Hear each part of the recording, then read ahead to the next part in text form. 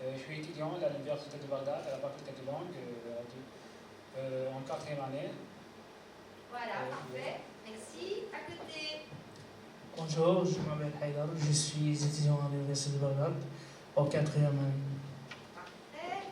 Bonjour mon ami Mustapha, bonjour mon ami Hassan, je suis très ravi de vous voir de nouveau. Moi, je suis Abdelghani, je suis faculté à la faculté des langues de Bagdad, oui, en 4e année. Oui, Bonjour, je m'appelle Sarah, je suis étudiante à l'Université de Bagdad. Très bien, parfait. Eh bien, merci beaucoup. Nous voilà réunis pour ce temps tout à fait particulier aujourd'hui, car il s'agit du lancement du programme des assistants de langue arabe en France.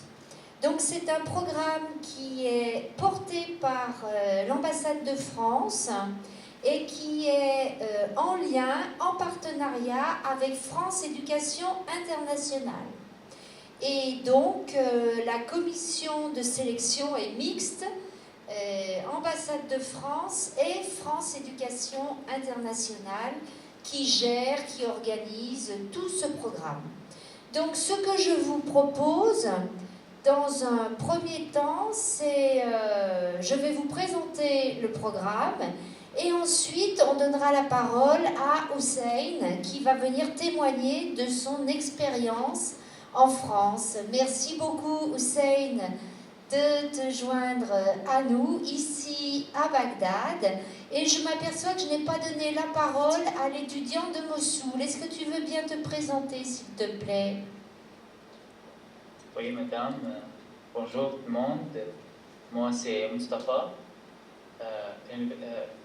étudiant à l'Université de Mossoul, faculté des lettres, 4e année. Et l'année dernière, j'étais l'un des participants au programme d'été français. Ouais. D'accord. J'ai passé bien sûr le BA. Parfait, très bien. Voilà, je pense qu'on peut commencer, Youssef. Et puis on revient vers vous après. Une question pour Mossoul, tu es tout seul?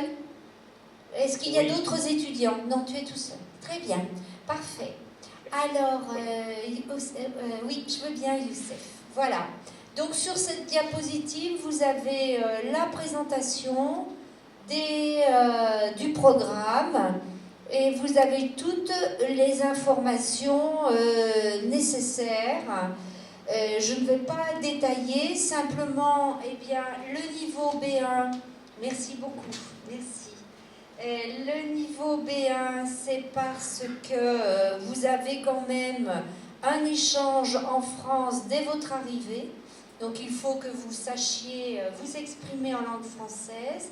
Et au-delà, dans la vie professionnelle, puisqu'on l'a évoqué tout à l'heure, il y a besoin d'avoir une interaction avec les élèves, les personnels, les professeurs, en salle des professeurs, les directions, etc. Voilà, et ensuite au niveau des documents demandés, donc je vais surtout insister sur, bien sûr, l'attestation de scolarité, le dernier relevé de notes, et puis vous avez aussi un responsable qui doit, si possible, émettre un avis sur votre candidature. Donc n'hésitez pas à vous adresser à votre responsable de département pour qu'il appuie votre candidature, c'est important pour nous. Enfin, le dernier point sur lequel j'insiste énormément, c'est la lettre de motivation. Vraiment, ça c'est très très important. Rédigez une lettre de motivation, justifiez votre choix. La lettre de motivation sera extrêmement importante et déterminante dans le dossier, bien sûr. Et ce, d'autant plus que cette année, vous êtes plus nombreux que les autres années, parce qu'en tout, vous êtes 5 à prétendre. Et à ces postes d'assistants, il y a 2 places. L'Irak, sur ce programme, a 2 places. Pour tous les Comment? Pour tous les universités de place? Non, ça dépend des universités, ça dépend des pays surtout. Pour l'Irak, c'est 2. Voilà.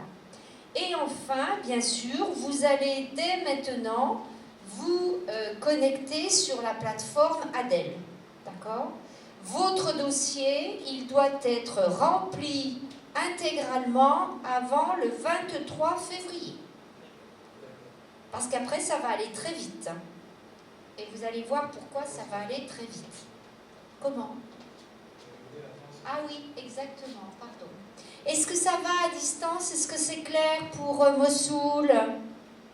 Oui, oui, madame. Oui, voilà.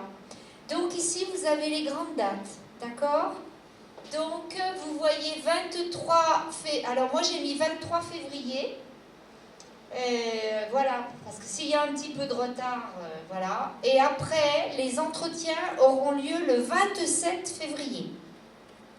Donc, à partir de la constitution des dossiers, je convoquerai les candidats qui ont eu les dossiers les plus complets, les plus réussis au niveau de la rédaction, tout cela. Et donc, il y aura un entretien soit en présentiel, soit à distance. Alors, bien sûr, pour Mossoul, ce sera à distance. Je ne vais pas vous obliger à venir. Néanmoins, si vous préférez, si vous êtes convoqué à l'entretien et que vous préférez venir en présentiel, les étudiants de Mossoul, je les accepte aussi en présentiel, en entretien présentiel. Voilà. Merci. Ensuite, en avril, c'est la décision finale après la commission qui a lieu à Paris et qui valide tous les dossiers qui ont été présentés et qui ont été retenus. Il peut y avoir jusqu'en avril certains avis qui divergent sur certains dossiers. Donc, c'est pour cela qu'il y a une commission. Ensuite, en juillet, vous recevrez votre avis de nomination, c'est-à-dire le papier qui va vous dire, ben voilà, on vous êtes retenu et vous êtes affecté dans telle ou telle région, dans telle ou telle académie. Et enfin, il faut prévoir un départ en France autour du 25 septembre, je pense. On laissera la parole à Hussein à ce sujet, mais 25-26 septembre, parce que ensuite il faut vous installer et votre contrat commence le 1er octobre. Vous avez un contrat à compter du 1er octobre. Oui. 27 février, ce sera le jour de la francophone à la faculté des langues. D'accord. Oui, effectivement. Au 27 février. Oui, et moi je suis avec vous le 27 février. Bon, d'accord. Alors on va mettre le 26 février. Le 26, oui. Parce qu'après ça reporte au 1er mars, c'est ça? Après le 27, c'est le 1er mars. Et le 1er mars, c'est un quel jour? Je vais voir. Oui, merci.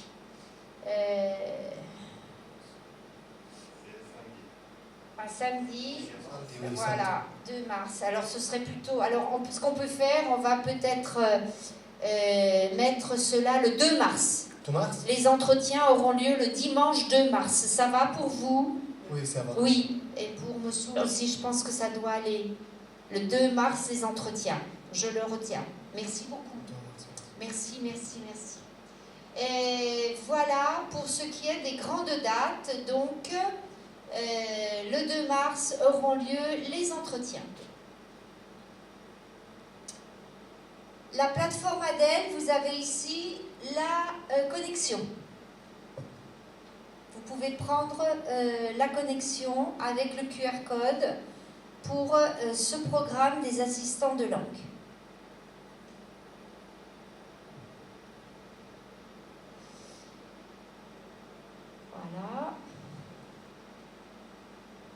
Alors, on va rentrer dans la plateforme maintenant. D'accord? D'accord. Alors, bienvenue, ça c'est la page d'accueil.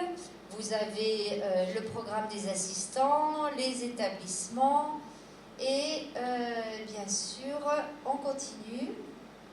Pardon. Voilà, et là c'est la page d'accueil. Vous allez, je vous laisse voir la procédure, créer votre compte, remplir votre dossier de candidature et puis bien sûr, oui, pardon. J'ai vu cette site déjà. J'ai enregistré, j'ai donné mes documents sur ce site parce que j'ai vu le site à votre plateforme d'Instagram. Il a déjà existé. Oui. Oui, C'est la même chose. Oui, absolument, c'est la même chose, tout à fait. C'est toujours la même plateforme d'une année sur l'autre. Oui, absolument. Ensuite, normalement, vous avez un entretien avec un professeur ou le responsable de votre université qui va appuyer votre dossier, d'accord?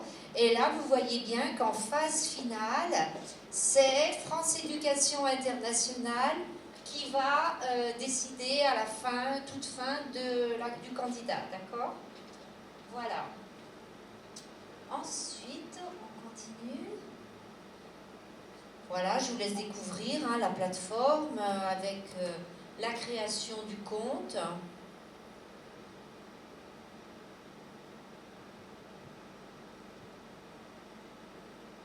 J'ai utilisé mon compte personnel.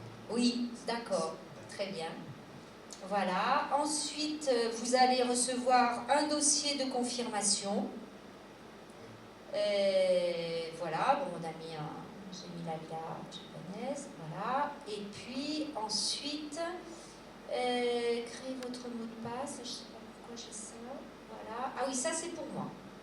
Voilà, ça c'est moi qui lorsque je vais recevoir, je vais avoir accès comme ceci à la plateforme. Donc je passe. Voilà, ça c'est mon tableau de bord à moi. Et vous voyez donc que moi je vais regarder tout ça. Vos données personnelles, votre formation. Et là, Hussein va nous expliquer la destination parce que vous allez devoir choisir quelle académie vous devez aller, dans quelle académie vous souhaiteriez aller. Vous avez l'avis du professeur évaluateur. Et puis, vous avez tout ce qui est lettre de motivation, les atouts, comment vous mettez en valeur votre candidature.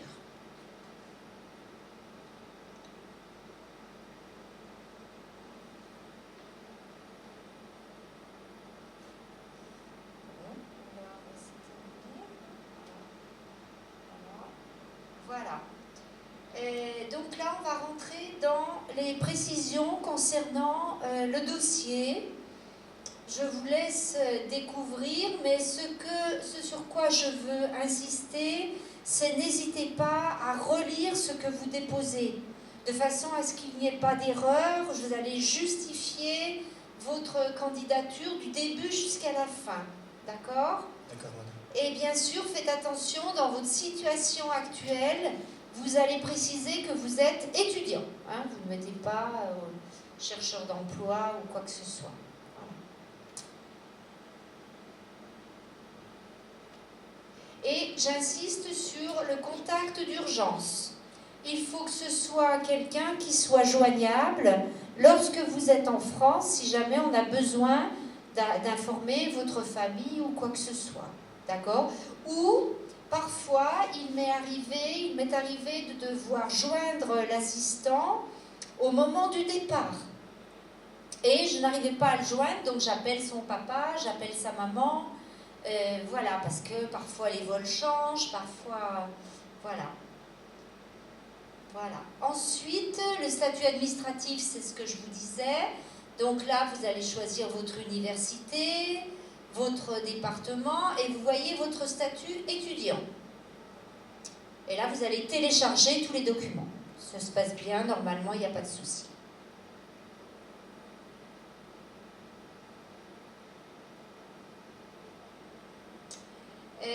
La formation, La formation, c'est le 2, ça revient là en arrière, c'est ça. Je vais avancer. Voilà, ma formation, voilà, c'est ça. Donc, dans le cadre de la formation, là aussi, n'hésitez pas à joindre votre diplôme DELF, à télécharger tout ce que vous pouvez mettre dans votre dossier, tout ce qui va enrichir votre dossier, de même que si vous avez des mentions. Si vous avez une mention à la licence, si voilà, votre dernier relevé de notes, tout est important pour valoriser votre formation.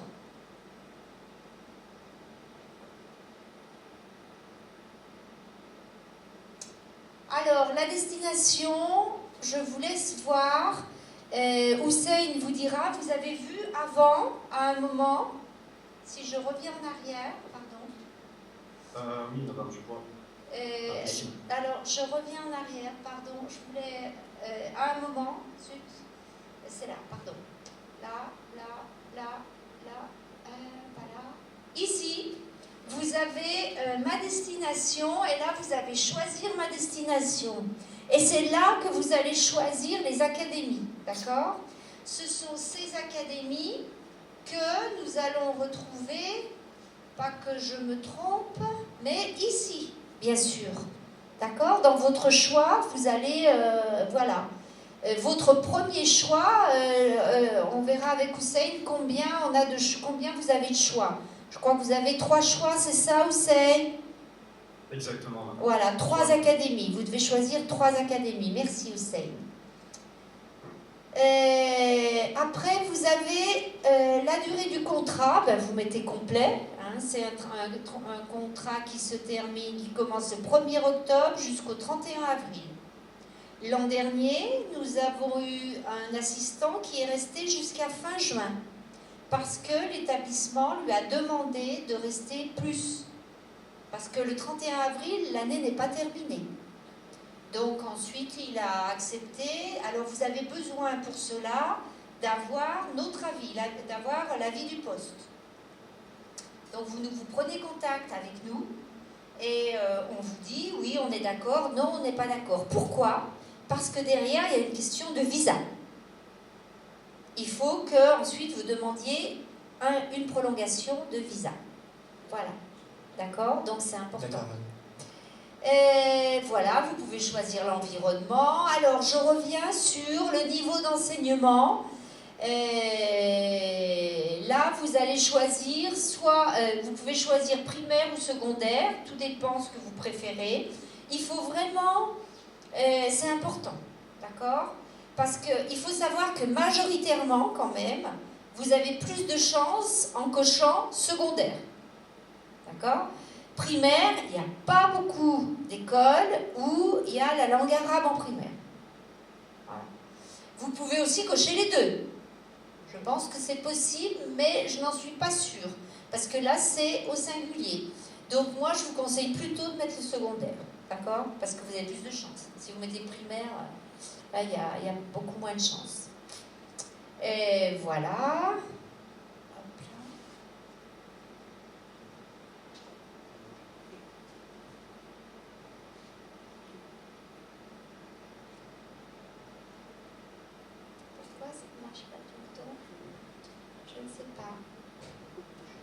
Ah, voilà, ça y est.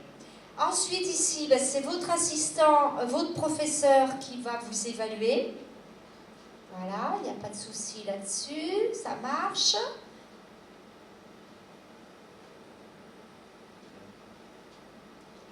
C'est ici, oui. Alors là, voilà, merci. Le professeur évaluateur, voilà ce que nous avons. Donc, à Bagdad, on avait Dr Saad, mais c'est Dr Sidad, non? Oui, oui. Oui, c'est Sidad, voilà. Mustanseriya, c'est Dr Sattar, mais il n'y a personne, donc vous êtes tous de Bagdad. Bon, ben voilà. Et à Mossoul, est-ce que c'est Dr Dara? Toujours? Est-ce que vous êtes là, l'étudiant de Mossoul? Oui, madame. D'accord. Est-ce que c'est le docteur Dara qui vous évalue? Oui, et l'année dernière, c'était docteur Dara. Mais cette année, je vais demander... D'accord. D'accord. Bon, regardez. Sinon, ça peut être Monsieur Barra aussi, je sais pas, ou je sais pas. Voilà. À vous de regarder. Mais en tout cas, moi, je vous invite à vraiment avoir un entretien avec la personne qui va vous évaluer et avoir un avis. C'est quand même mieux.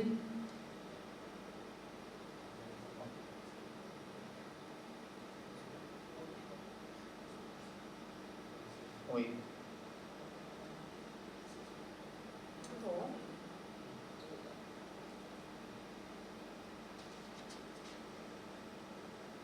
Voilà. Alors, voilà. Donc ça, c'est extrêmement important. C'est là que va se faire la différence. Hein. Avec, bien sûr, les diplômes, les mentions, et puis ensuite, tout ce qui est expérience. N'hésitez pas à valoriser vos expériences, notamment dans le domaine de l'enseignement, bien sûr, dans le domaine de l'éducation, mais aussi d'autres expériences de vie professionnelle peuvent être intéressantes. Comment ? Ah oui, oui, bien sûr, si vous avez... Est-ce que c'est le prix de concours? Ah oui, oui, vous mettez tout ça, bien sûr. Oui, votre participation au concours d'Orient. Oui, oui, oui, oui. Voilà, si vous avez des talents, si vous avez déjà participé, bonjour, si vous avez déjà participé à l'encadrement d'élèves, d'enfants, si vous, voilà, tout ce qui va valoriser votre si vous avez déjà donné des cours de français. Mais juste à la faculté. Oui, pardon. C'est juste à la faculté. Moi, je donne des cours. Eh ben, ça fait rien, tu français. le mets. Oui, oui, oui, oui, bien sûr, à la faculté. Mais pas papier officiel pour ça. Ah, d'accord. Tu donnes libre, tu es en bénévolat. D'accord. Et tu donnes à quels étudiants? Au 2e et 3e année. D'accord. Ben, écoute, oui, tu peux le mettre, hein, bien sûr, que tu fais un peu de l'assistanat, tu as un rôle d'assistant dans l'université. Oui. Tu peux le dire, bien sûr, oui. Il faut valoriser de toute façon. D'accord. Merci. Merci beaucoup à l'Institut français. J'ai déjà pris des cours à l'Institut français. Oui, mais là, c'est toi qui as suivi des cours. Tu n'as pas encadré. C'est plus on va dire de l'expérience professionnelle. Si tu as encadré des élèves, des étudiants, ou voilà, si tu as participé à des manifestations où il y avait un rôle d'encadrement, il faut dire aussi si vous êtes, par exemple, si vous êtes sportif. Oui. Pardon, madame. Oui. Moi, j'aime beaucoup le poème. J'aime rédiger des poèmes en arabe. Oui. Mais j'ai pas de recueil. Recueil, oui. De recueil, oui. Oui, mais ça fait rien, tu le mettras dans ta lettre de motivation quand il s'agira de mettre en valeur, on va dire, tout ce qui est culture arabe, culture du monde arabe. Tu pourras dire que tu aimes la poésie et que toi-même, oui. Tu aimes rédiger des poèmes, voilà. C'est possible, c'est à la lettre de motivation. Oui, bien sûr. Tout ça, ça va dans la lettre de motivation, oui. Merci. Alors, votre lettre de motivation, elle est en français et en arabe. D'accord. D'accord. Et j'insiste beaucoup sur la qualité de la langue arabe. Et les lettres de recommandation. La lettre de recommandation? Oui, c'est en arabe et en français? Non, c'est en français, la lettre de recommandation. D'accord. Et elle peut être en bilingue. Le professeur peut l'écrire en arabe, et puis ensuite, il faudrait la faire traduire en français. D'accord. Mais par contre, la lettre de motivation, elle est dans les 2 langues. Ça, c'est vraiment important. D'accord. D'accord. Voilà. Je continue. J'insiste beaucoup sur la lettre de motivation. Tac, tac. Et voilà. Et c'est terminé, la présentation est terminée. Et maintenant, on va laisser la parole à Hussein, qui est avec nous depuis la France. Hussein, à toi la parole, et ensuite on posera des questions. Et ensuite, moi, je reviendrai aussi sur le système éducatif français. Merci beaucoup. Merci à vous, madame. Bonjour à toutes et à tous. Je m'appelle Hussein, vous connaissez. Alors là, je suis actuellement à Paris et je travaille dans un lycée qui s'appelle Claude Monet. Je vais vous parler un peu sur le choix de la destination, parce que ça c'est très important. Si vous avez envie d'être ici à Paris, je vous dis que c'est un peu difficile. C'est plus cher que les autres villes et aussi les démarches administratives sont un peu compliquées. Donc, moi, je vous conseille de choisir une ville qui est un peu, c'est pas isolée, mais qui est un peu loin. Je pense que ça sera mieux. Après ça, c'est mon avis. Et aussi, si vous allez choisir une autre ville que Paris, vous auriez plus de chances pour avoir un logement. Parce que le logement, c'est très important. Donc, si vous allez choisir une ville comme Nantes ou Besançon, vous auriez beaucoup de chances d'avoir un logement officiel à l'intérieur de l'école. Parce que là, dans mon cas, moi j'habite dans une résidence de Crous et c'est un peu, c'est pas simple de trouver un logement chez le Crous. Et oui, alors le Crous, c'est une agence, c'est l'agence qui s'occupe des logements étudiants, en fait. Voilà. Exact. Et en fait, dès le mois de... Je ne sais pas, dès le mois de juin, déjà juin, c'est une agence qui est prise d'assaut, quoi. Il y a tellement de demandes et c'est vraiment extrêmement difficile de trouver des logements au Crous. Toi, tu t'y es pris très tôt, Hussein. Oui, j'ai reçu un email de la part de l'Académie de Paris qui m'a donné l'offre de choisir une résidence ici à Paris. Mais ce qui est important, c'est que vous allez recevoir l'email, il faut répondre rapidement parce que les classes ils sont très limitées. Oui. Donc il faut répondre directement. Ça, c'était quel mois, Hussein? C'était au mois d'août. Mois d'août. D'accord. J'ai reçu, je pense que c'était au mois de juillet, fin juillet, et j'ai reçu la réponse au mois d'août. Oui, d'accord. Voilà. Oui. Parce que ton affectation, tu l'as reçue en début juillet, non? Ah oui, exactement. Voilà. Donc, ouais, l'affectation, c'est le rectorat de l'académie où vous êtes nommé qui va vous envoyer l'affectation sur votre mail. D'accord? Et ensuite, eh bien, comme l'a dit Hussein, il faut faire votre demande de logement pour essayer de trouver immédiatement un logement. Alors, vous n'êtes pas obligé de loger par le Crous. Il se trouve que le Crous, c'est parce que Paris est une ville universitaire importante. Lyon, Grenoble, dans toutes les grandes villes, vous avez le Crous. Parce qu'il y a de grandes universités. Mais si vous êtes dans une autre ville où... et là, il y a moins de place, donc après, vous devrez trouver un logement, soit chez l'habitant, soit parfois un logement partagé avec d'autres étudiants, si ça se fait. Moi, je sais que j'accueillais beaucoup des assistants à Lyon, et souvent, ils partageaient un logement. Je crois que c'est ça. Ils partageaient un logement à plusieurs. Enfin, comme le dit Hussein, le logement, c'est essentiel. Vraiment, si vous êtes bien logé, ensuite votre vie sera agréable. Oui.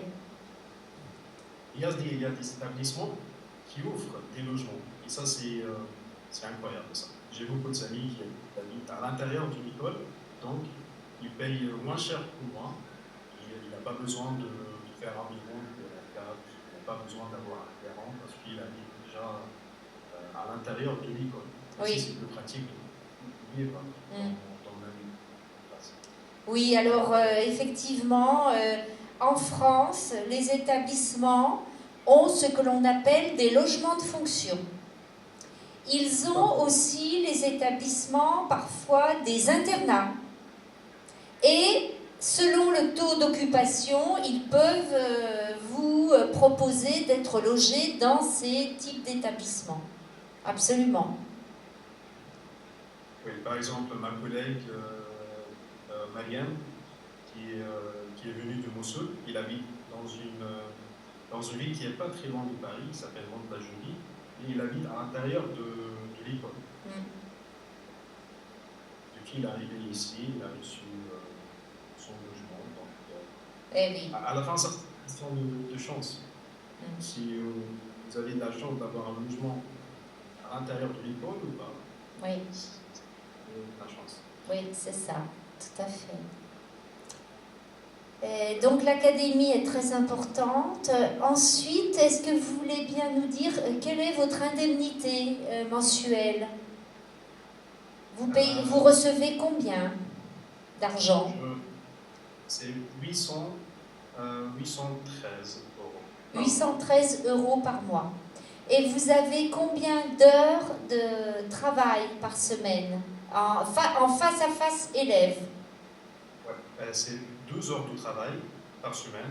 Je travaille 3 jours, lundi, mardi et vendredi. Ouais. Parfois, je fais des ateliers, et parfois, je fais des cours supplémentaires. Mais ça, je le fais comme bénévole. Oui. Donc 12 heures, et vous m'avez dit 830 euros, c'est ça? Voilà, 12 heures et 830 euros. Et avec 830 euros à Paris, vous arrivez à vivre correctement? Franchement, au début, au mois d'octobre et au mois de novembre, c'était un peu compliqué parce que comme moi j'habite dans une résidence universitaire, je paye 522 euros par mois. Ouh là là. Ah oui. Au début, c'était un peu compliqué. Mais au mois de décembre, j'ai reçu la carte, donc maintenant je paye 200 euros de loyer et il me reste 600 euros. Je paye aussi pour la carte Navigo. Ça aussi, ça sera remboursé bientôt. Donc il me reste presque 500 euros et demi. Je trouve que ça, c'est assez. Ah oui, parce que vous avez droit à la CAF. Oui, ah, la CAF qui vous paye une partie de votre logement. D'accord. Une aide au logement, quoi. Ah oui, d'accord, très bien. Bon, ça c'est important, oui, effectivement.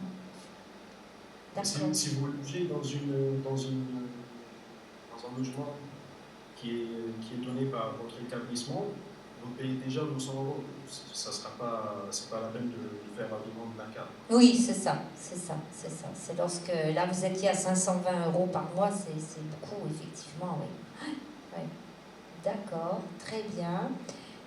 Ensuite, je voulais vous poser comme question, vous étiez parti à peu près, à quel moment? Vous étiez parti un petit peu plus tôt, vous? Oui, moi, je suis parti en mois de septembre, je pense que c'était le 19. Le 19 septembre, oui, tout à fait. Lorsque vous arrivez ici, il faut faire un carte bancaire. Il faut avoir une carte bancaire, une carte française, pour que vous auriez un RIB pour faire la domiciliation bancaire. Vous pouvez recevoir votre salaire au mois d'octobre. Ça, c'est très important. Oui, il faudra ouvrir un compte bancaire dès votre arrivée, hein, c'est essentiel. D'accord. Alors, je vous laisse poser vos questions. Oui, pardon, Hussein. Vous pouvez faire des cartes bancaires sur Internet, ou bien ici, dans les bureaux de tabac, vous pouvez faire une carte bancaire qui n'est pas provisoire, mais qui est sur ligne. Et ça, c'est pratique aussi. Je vous laisse poser vos questions, allez-y.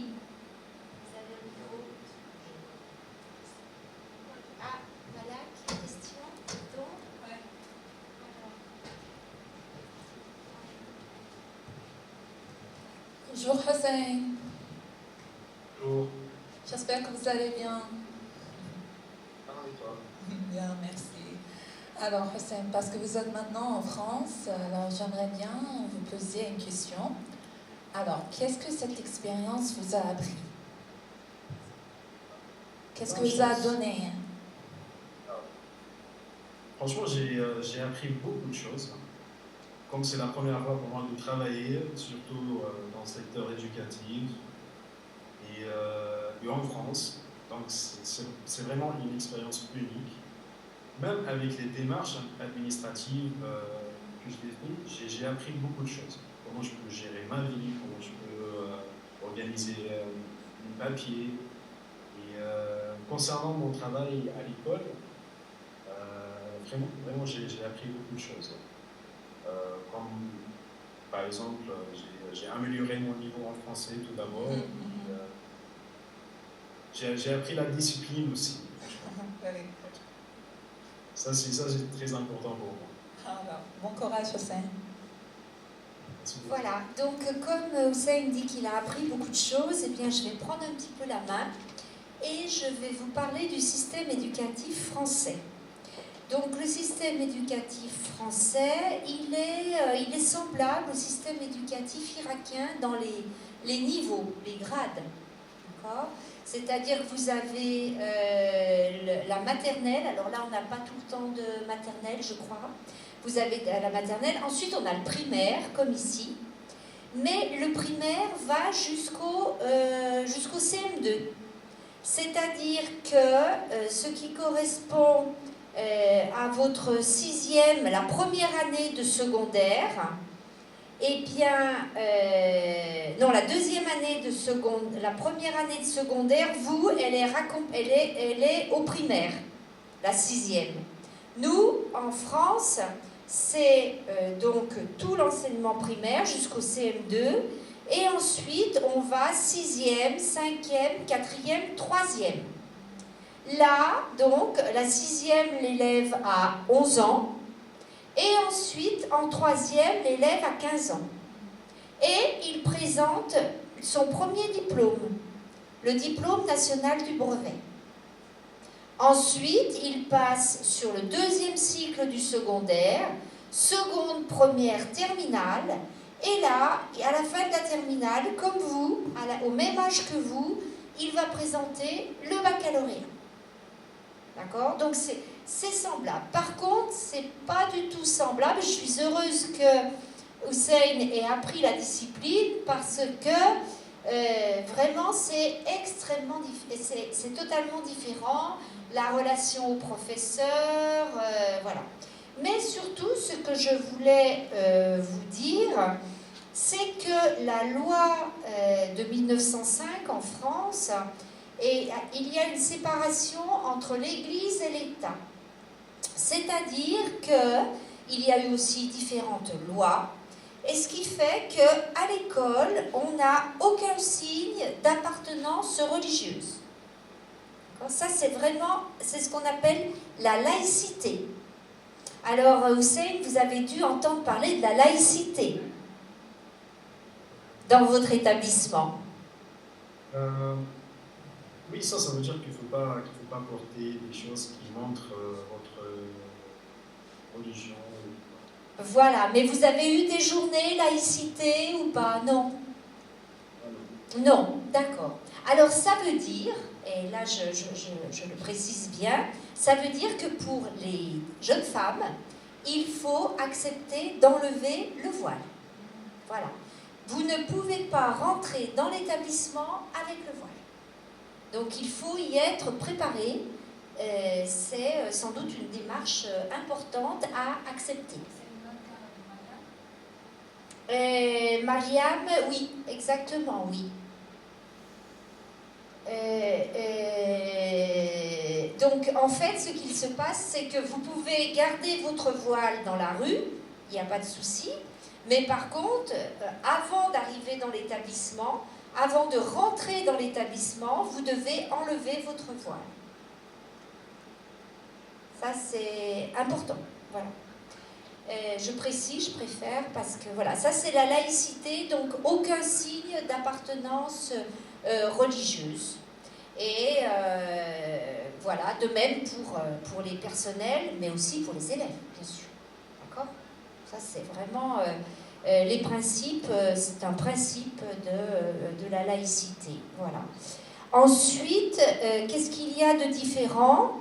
Eh bien, peut-être dans la démarche, quand vous arriverez dans l'établissement, vous allez tout de suite vous adresser au secrétariat de direction pour avoir soit salué le directeur d'établissement, soit parce que c'est la secrétaire de direction qui aura toutes les informations, d'accord, sur votre affectation, sur éventuellement un logement s'il y a un logement qui est possible. C'est elle qui va vous emmener en salle des professeurs et elle va vous mettre en relation avec votre professeur référent. Alors, comment ça se passe avec le professeur référent Hussein? Le professeur d'arabe, titulaire. Le professeur référent, franchement, il m'a aidé beaucoup. Comment? Excusez-moi. Concernant faire l'assurance maladie et autre chose, comment je peux préparer les cours, comment je peux se comporter avec les élèves. Et en fait, j'ai 3 professeurs référents, nombreux, parce que c'est en section, c'est en demi-section. Et je travaille avec eux, franchement, toute la journée. Ils m'ont donné beaucoup de conseils concernant les cours. Parce que moi, maintenant, je fais des ateliers aussi avec les élèves. Parfois, lorsque les élèves ils ont un devoir avec un de ces profs, ils font la révision avec moi pour l'atelier. D'accord. Et est-ce que les professeurs référents vous aident des documents qui sont à traiter avec les élèves? Est-ce que vous divisez la classe en 2? Comment vous fonctionnez? Oui, on divise la classe en 2. Moi, je prends 8, 9 élèves et je travaille avec eux sur le côté oral. On fait la lecture et franchement, moi je ne fais pas un travail qui est très compliqué parce qu'il y a des étudiants qui veulent venir ici, mais ils ont peur d'être un professeur de langue arabe. Ils pensent qu'ils seront un prof qui corrige les examens, qui donne des devoirs, mais ça c'est le contraire. Moi, ce que je fais, c'est un travail très amusant. Je travaille uniquement avec eux sur le côté oral.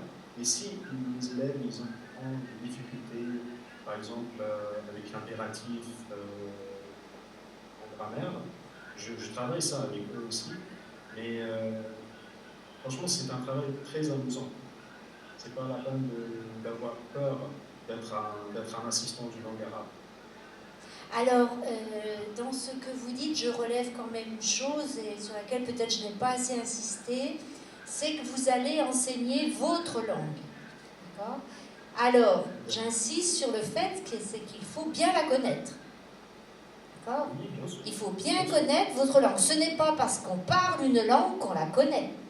C'est-à-dire, n'hésitez pas, avant de partir, d'aller vous replonger dans les règles de grammaire pour expliquer tel phénomène, voilà, le vocabulaire, l'évolution du vocabulaire, l'écriture, voilà, j'insiste beaucoup là-dessus parce que c'est quand même important.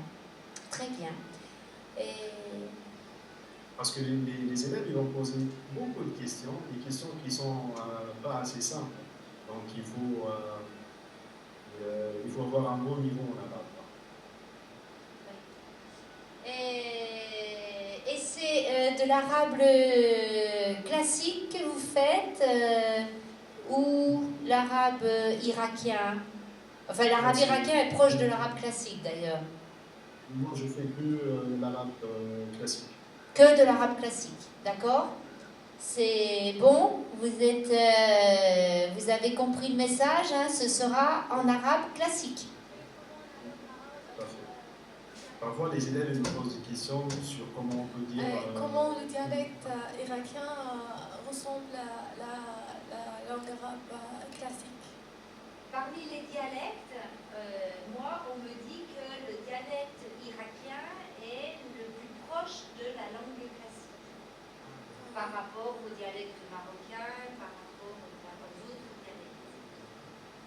Je pense que c'est le dialecte soudien qui Ah, peut-être. est plus proche. Ah oui. Voilà. Oui. D'autres questions? Et voilà. À Mossoul, est-ce qu'il y a des questions depuis Mossoul? Oui, une petite question, Monsieur Hussein. Est-ce qu'il est obligatoire de choisir un logement avant d'aller en France? C'est pas obligatoire, mais ça c'est... Est-ce que tu peux parler un petit peu plus fort, Hussein? Excuse-moi. C'est pas obligatoire, mais c'est à vous. Si vous connaissez quelqu'un qui habite ici en France, vous pouvez aller chez lui. Mais ça, c'est important pour vous, d'avoir un logement pour venir ici en France, parce que qu'est-ce que vous allez faire? Soit vous allez dans un hôtel et vous payez 100 € par jour. Non, parce que l'année dernière, nous étions à Vichy. Nous étions obligés à choisir une famille d'accueil avant d'aller en France. Ah non, ça c'est autre chose. Ça, Merci. Oui, alors à Vichy, c'est les bourses. C'est les bourses du gouvernement français. Et effectivement, vous êtes logés pour les étudiants dans des familles d'accueil. C'est obligatoire. Oui. Alors là, c'est plus du tout la même formule, hein. Là, vous n'êtes plus boursier du gouvernement français, vous devenez salarié, presque, j'oserais dire, employé. Vous allez avoir un travail, vous recevez une indemnité, ce n'est pas un salaire, mais vous recevez quand même de l'argent du gouvernement français, et ensuite vous êtes autonome. Hein. C'est-à-dire que si vous voulez dormir sous les ponts, vous pouvez dormir sous les ponts. Enfin, je veux dire, voilà. Si vous voulez loger dans une voiture, vous pouvez loger dans une voiture. Voilà. Bon, il fait un peu froid l'hiver. Hein. Mais oui, ça c'est une chose. En France, il fait froid. Hein. Faites attention. Hein. C'est pas... Bon, en Irak, il fait froid aussi. Et à Mossoul aussi. Mais quand même, ce que je veux dire, c'est qu'après, vous êtes autonome. C'est vous qui allez gérer votre vie. Vous êtes indépendant. D'accord? C'est clair. Très bien. Est-ce qu'il y a d'autres questions? C'est très clair. Sur le dossier, Hussein, est-ce que vous avez des conseils à donner sur la constitution du dossier? Non, pas particulièrement. C'est très juste la lettre de motivation doit être bien écrite, bien rédigée pour que vous ayez la chance de sélectionner. Et le CV. Si vous avez besoin et quelque chose, vous pouvez vous contacter. Très bien, très bien. Plus de questions? Non? Moi, j'insiste sur le décalage des cultures quand même. À l'interculturel, il faut une certaine adaptation. Parce que voilà, chaque pays a son identité, chaque pays a son histoire, chaque pays a sa culture. Mais globalement, pour vous, ça se passe bien, Hussein? Oui, ça va. Super. Voilà, c'est une belle expérience. Ah oui, bien sûr. Oui. Franchement, j'ai beaucoup de choses. Oui, d'accord. Et là, votre contrat se termine le 30 avril, c'est ça? Ou le... Pardon? Le 30 avril, oui. Oui, le 30 avril. Et je voulais vous demander, vous êtes en collège ou en lycée? Je suis en lycée. En fait, c'est une cité scolaire. Cité scolaire. Il y a des collégiens et des lycéens. Je travaille parfois avec les collégiens, parfois avec les lycéens. Voilà, donc ça c'est aussi un type d'établissement qui peut-être est plus répandu en Irak qu'en France. En France, pas tous les établissements, mais certains établissements scolarisent tout le secondaire, c'est-à-dire collège et lycée. C'est-à-dire pour vous, c'est de la première à la 6e. Voilà, première à la 6e, et c'est un seul établissement. Donc c'est un gros établissement où vous êtes. Ah oui. Il a combien d'élèves? En entier, je ne sais pas, mais dans chaque classe, il y aura 20 élèves. Mais ça, c'est uniquement dans la section arabe. Ah oui, parce qu'ils sont en section internationale langue arabe. Voilà, d'accord. Oui, parce qu'en fait, là aussi, là, Hussein, il est quand même dans un milieu, un établissement privilégié quand même. Parce que 20 élèves, c'est rare. En principe, en France, mais en Irak, j'ai vu que vous étiez nombreux aussi dans les cours. En France, on arrive au niveau du lycée à avoir 32, 33 élèves par cours. Et en collège, je crois que maintenant, ils sont à une trentaine d'élèves aussi, 27, 28. Donc, en principe, les professeurs apprécient lorsqu'il y a l'assistant, parce qu'ils peuvent diviser la classe en deux, ou partager, envoyer quelques élèves avec l'assistant pour qu'ils pratiquent. Donc, vous êtes les bienvenus, voilà. Voilà, Hussein. Eh bien, quel temps fait-il à Paris? Il fait froid? Il fait froid, il fait 7 degrés. 5 degrés? Ah oui. 7 degrés. Aujourd'hui, la semaine dernière, il était hyper froid. Mais ce qui est bien, que ça fait 2 semaines, pendant les week-ends, il faisait beau. Ah, très bien, très bien, très bien. Bon, ben c'est parfait, Hussein. Merci beaucoup encore, Hussein. Plus de questions en live comme ça? Vraiment, je vous suis infiniment reconnaissante d'avoir accepté de participer à ce temps. Rien n'est mieux que l'échange, le témoignage. Voilà, tout cela remplace tout discours. Je remercie aussi l'Université de Mossoul et je te remercie pour ta participation et je vous dis à tous à bientôt. Merci beaucoup. Et ce soir, il y a un très beau film ici à l'Institut à 18h et monsieur le conseiller m'a dit s'ils veulent rester, qu'ils restent. Voilà, donc si vous n'avez rien prévu pour ce soir, eh bien vous pouvez rester avec nous. Voilà, ici vous êtes les bienvenus, un petit chocolat et voilà. Merci beaucoup, donc n'oubliez pas les dates. Hein. Voilà, jusqu'au 23 février. Voilà, et puis ensuite les entretiens le 2 mars. Le dimanche 2 mars. Voilà. D'accord? Ça va comme ça? Voilà. Eh bien, merci beaucoup à vous, à votre disposition, et je vous dis à bientôt et une belle fin de journée. Au revoir. Merci beaucoup. Merci. Au revoir. Au revoir, Hussein. Au revoir. Au revoir. Merci beaucoup. Au revoir. Au revoir. À bientôt. Au revoir.